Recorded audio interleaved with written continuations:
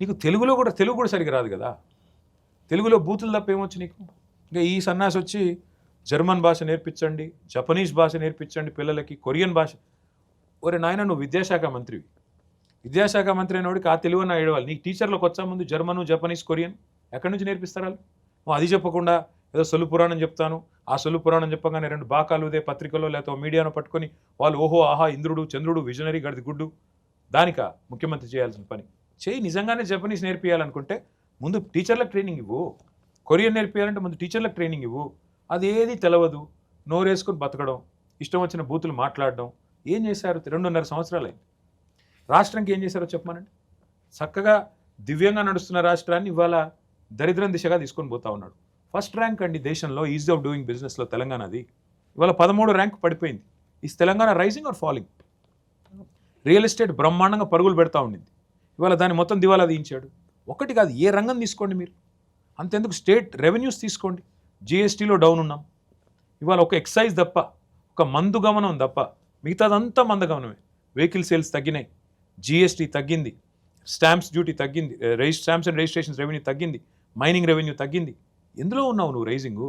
ఒక స్కాముల్లో rising, లూటీలో rising, కరప్షన్లో అద్భుతమైన ర్యాంకులు తప్ప ఎందులో రైజింగ్లో ఉన్న తెలంగాణ ఈరోజు?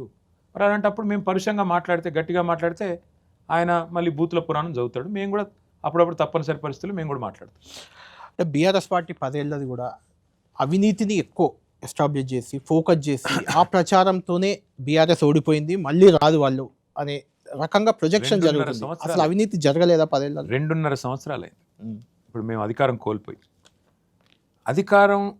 కోల్పోయిన 2.5 సంవత్సరాల తర్వాత కూడా అర్బకుల్లాగా ఇంకా అర్థనాదాలు చేస్తున్నారు, హాహాకారాలు చేస్తున్నారు, ఇంకా కూడా అదే ఆరోపణలు చేస్తున్నారు తప్ప ఒక్కటి రుజువు చేయమనండి. దాన్ని అవినీతి జరిగింది నిజమే అయితే అధికారంలో ఉన్న వాళ్ళు చేయాల్సింది ఏంటి? రుజువు చేయాలి కదా. కాళేశ్వరం కూలేశ్వరం అన్నారు, దివ్యంగా ఉంది కాళేశ్వరం. ఏమైంది? 2 పిల్లర్లు కుంగినాయి. ఏమైంది కాళేశ్వరానికి?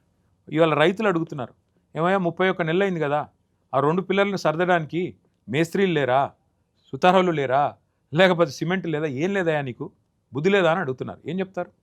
నిజమే అవినీతి నిజమే అని మీరు అనుకుంటే రుజువు చేయమనండి. టెలిఫోన్ ట్యాపింగు, సినిమా యాక్టర్ల ఫోన్లు ట్యాప్ చేసేమన్నారు. నేను అడిగాను, ఇక్కడే మీ ఆఫీస్ ఎదురుగానే వాళ్ళ జూబ్లీ హిల్స్ పోలీస్ స్టేషన్ పిలిస్తే పోయాను. ఏ యాక్టర్ల నెంబర్లు ట్యాప్ చేసామయ్యా మేము ఇవ్వండి అని అడిగాను. ఎవరిది కాలేదు అన్నారు.